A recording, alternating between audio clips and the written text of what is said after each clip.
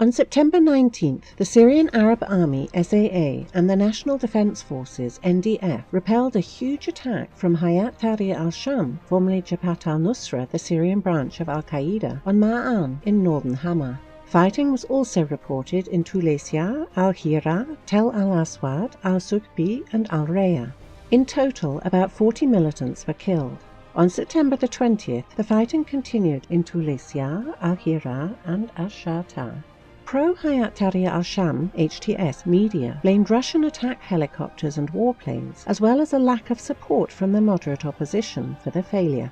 Government sources described the HTS advance as an attempt to assist anti-government forces in Deir Zor province. On September the 19th, the SAA entered Khujam village, north of Deir Zor city. On September the 20th, the SAA continued to clash with ISIS, aiming to secure this important settlement. Once this is achieved, government forces will be able to expand their control in both the eastern and western directions. The ISIS-linked news agency Amaq has claimed that 3 Russian soldiers were killed near Khujam. Amaq released graphic photos purporting to confirm the claims.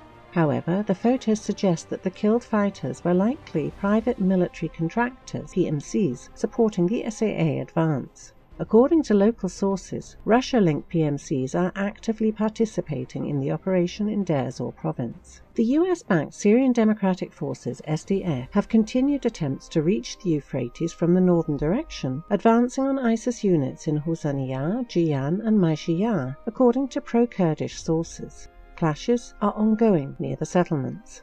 On September the 19th, the press office of the Kurdish People's Protection Units, the core of the SDF, released a video with an SDF commander north of Deir Zor. The commander blamed Russia and Syria for alleged airstrikes on the SDF and vowed to fight Russians and Syrians if it were needed. Meanwhile, the SDF has moved a large amount of US-supplied military equipment to the Deir Zor front line. Photos of at least one military column have appeared online. Syrian analysts say that the US-led coalition and the SDF will attempt to prevent the SAA advance on the eastern bank of the Euphrates. On the same day, the spokesman for the Russian Defense Ministry, Major General Igor Konashenko, said government forces have faced fierce ISIS counterattacks from an area controlled by the US Special Operations Forces and the SDF.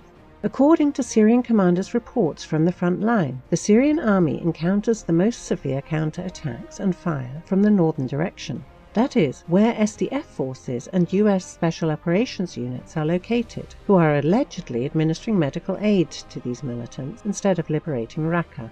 You don't have to possess profound military knowledge to see consistency in all these coincidences, Konashenkov said. Konashenkov added that water discharges from the Euphrates dams, controlled by US-backed forces, are hampering the government advance north of Deir Zor.